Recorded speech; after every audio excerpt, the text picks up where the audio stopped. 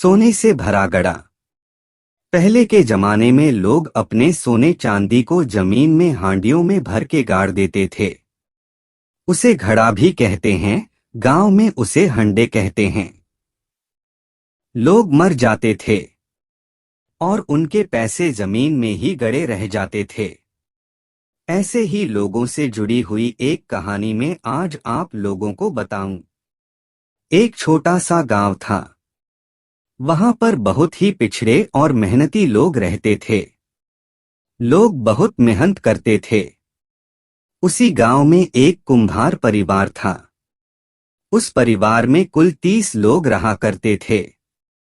7 भाई रहते थे, लेकिन सब अलग अलग कमरे में और अपने बीबी बच्चों के साथ परिवार में रहते थे। उनके माँ थी 100 साल की जर शरीर हो गई थी, लेकिन वह जिंदा हैं। उनके घर का आंगन एक ही था। 28 कमरों का मकान जिसके 3 बेटे और बेटियां थी। वह परिवार दिन भर खेत में काम करता और बहुत ही ईमानदारी से रहते थे। वो मिट्टी का बर्तन भी बनाते और बेचते थे। उनके घर में बहुत सारा अनाज रहता था। गया सबसे भोला था, अपनी माँ चहेता। उसकी माँ अक्सर अपनी पुरानी बातें, धन दौलत और पुरखों की कहानी सुनाया करती थी। उनकी याददाश्त भी काफी कमजोर हो गई थी, कुछ भी बोलती थी। गया को अपनी माँ से लगाव था। वह सुनते सुनते उनके ही खाट पर सो जाता था। एक दिन जब वह खाट पर अपनी माँ के साथ सो रहा था, रात को करीब 12 बज रहे थे, तो उसे लगा कि कुछ ऐसे झंझनाहट की आवाज आ रही है, जैसे ढेर सारे सिक्के एक साथ मटकी से कोई उछाल रहा हो। गया की आंख खुल गई और वह इधर उधर देखने लगा। जैसे ही वह उठा और दिया जलाया तो आवाज बंद हो जाती। महीनों से कि क्या कर मैं किसी से पूछो तो लोग कहेंगे कि पागल, सोने से भरा घड़ा हो। अपनी माँ की तरह लिए आया। गया को देखते हुए बोला, तू तो मालामाल हो जाएंगे। वो हंडे का सोना तुझे ही मिलेगा। सब ऊपर वाले का खेल है। देता है तो छप्पर फाड़ के देता है। ठीक है बाबा। गया ने बाबा को थोड़ा अनाज दिया और कहा, बाबा आप यह क्या कह रहे हो? कोई सोना नहीं है। मैं तो अपने मेहनत से थोड़ा बहुत पेट भरने तक ही कमाता हूँ। गया उस बाबा को थोड़ा अनाज दिया और जाने के लिए कहा, लेकिन वह बाबा एक ही रट लगाए थे, तू तो मालामाल हो गया, हंडे भर सोना मिलेगा तुझे।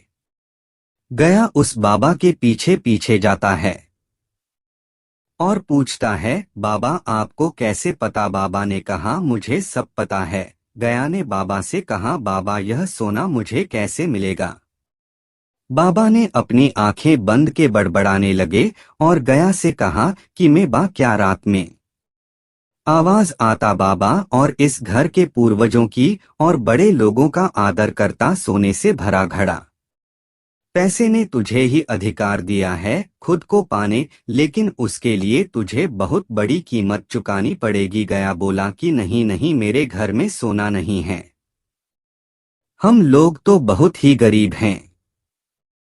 फिर वह बाबा बोले कि तुम्हारे घर में दक्षिण दिशा में जो कमरा है, उसमें जमीन के अंदर हंडे भरा सोना है, दिख रहा है। अभी अंदर जाकर खुदाई कर, मेरी बात अगर सही नहीं निकलेगी तो तू जो बोलेगा मैं वह करूंगा। बाबा ने कहा कि तुम्हें यह सोना चाहिए। गया बोला कि सोना किसको नहीं चाहिए? बाबा हम तो गरीब हैं, हमें तो बहुत पैसे की जरूरत है। बाबा ने कहा कि उस पैसे की कीमत तुम्हें चुकानी पड़ेगी, वह ऐसे ही नहीं मिलेगा। गया ने कहा कि ऐसी क्या चीज उसे चाहिए?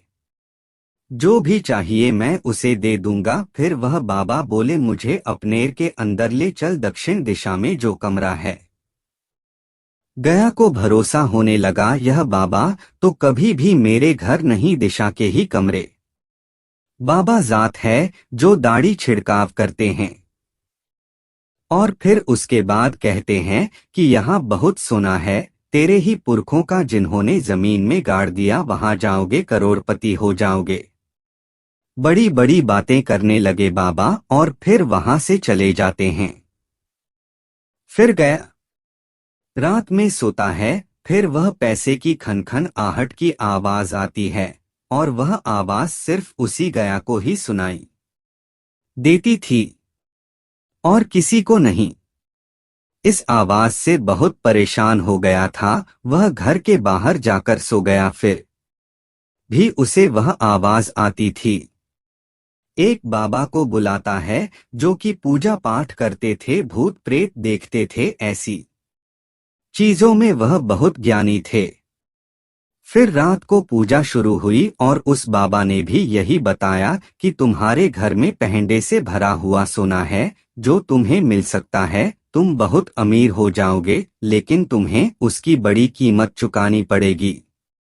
गया बोला कि ऐसी क्या चीज चाहिए? बाबा ने कहा 5 हंडे हैं, जिसमें से 3 हंडों को हाथ पैर हो गया, वह किसी और दिशा में चले गए हैं, जो तेरे लिए अच्छा ही हुआ।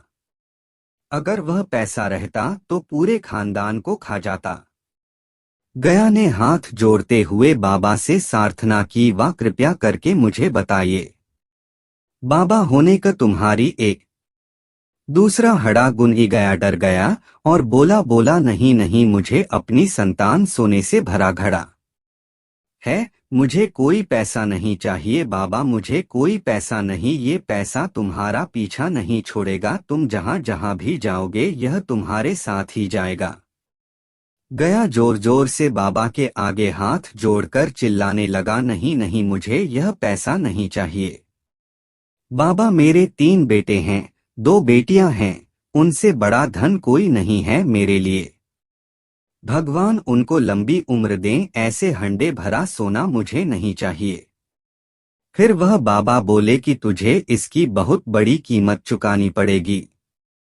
गया बोला, बाबा मैं यह घर छोड़ दूंगा, अपने खेत में घर बना लूंगा। बाबा ने कहा कि यह पूरा गांव उसके बस में है, वह कहीं भी जा सकता है और उसने तुझे ही चुना है इस पैसे के लिए, और उस पैसे में जीव पड़ गया है, वह एक जीवधारी सोना हो गया है, वह चल सकता है, बोल सकता है और वह तेरा पीछा नहीं छोड़ेगा।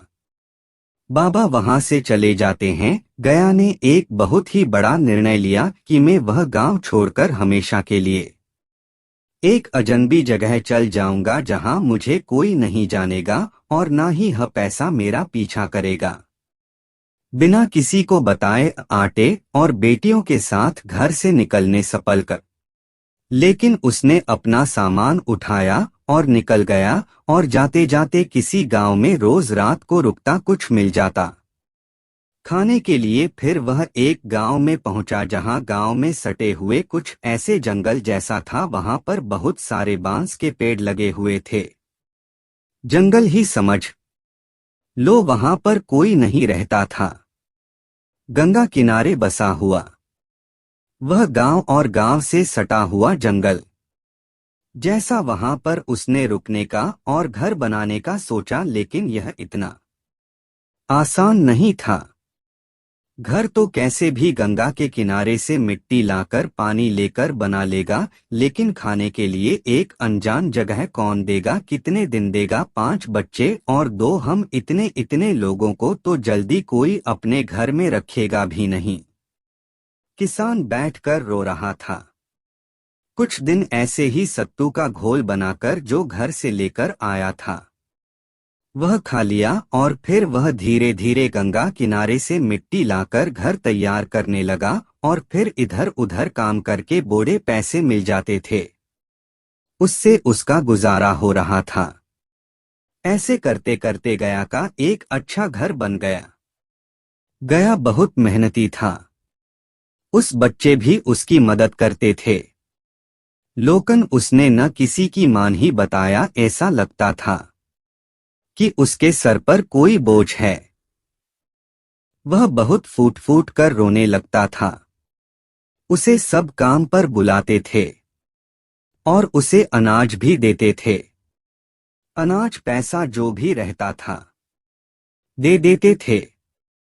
उसके भाई उसे ढूंढने आए, उसने किसी को भी नहीं बताया था और ऐसे ही आकर दूसरे गांव में बस गया। कुछ सालों बाद किसान भी उस गांव की सदस्य की तरह रहने लगा। उसके बेटे अब बड़े हो गए हैं।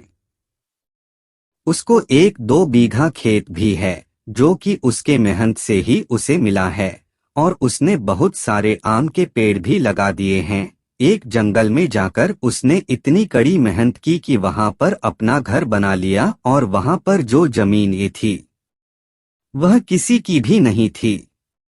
और जब वहां पर रहने लगा, कुछ खेत बना लिया, कुछ घर बना लिया। एक दिन बैठकर वह किसान सोच रहा था। उस पैसे के बारे में ऐसा लगा जैसे फिर वह नजनाहट से आवाज उसके कानों में गूंज रही है। अजनबी जगह उत्तग मेहनती था।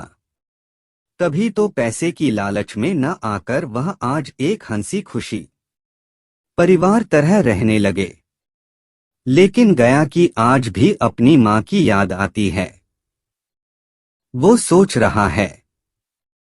गया को 2 साल गुजर गया था कि एक बार जाकर गांव के बाहर से माँ को देख आओ, माँ कैसी है। लेकिन उस बाबा ने तो उसे गांव का पानी पीने तक से भी मना का बहुत मन होता था। माँ जिंदा होगी कि नहीं किया था। गया अपनी माँ को साथ इसलिए नहीं लेकर आया, उसे पता था कि मुझे बहुत सारी तकलीफ होंगी। लेकिन उसने अपने बच्चों के खातिर यह कदम उठाया और उसकी माँ को तो उस घर में खाना पीना सब मिल जाता है। वहां पर आराम से रह लेंगी।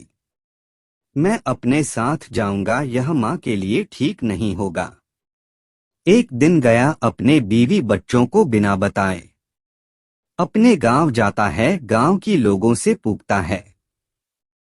गया बहुत दुखी हुआ। वह यही सोच रहा था। गया फिर अपने गांव वापस लौट आता है। कहानी के दूसरे भाग में मैं आपको बताऊंगी कि क्या वह हंडे का पैसा गया का पीछा छोड़ता है या फिर से उसकी जिंदगी में होती है उस आवाज की दस्तक।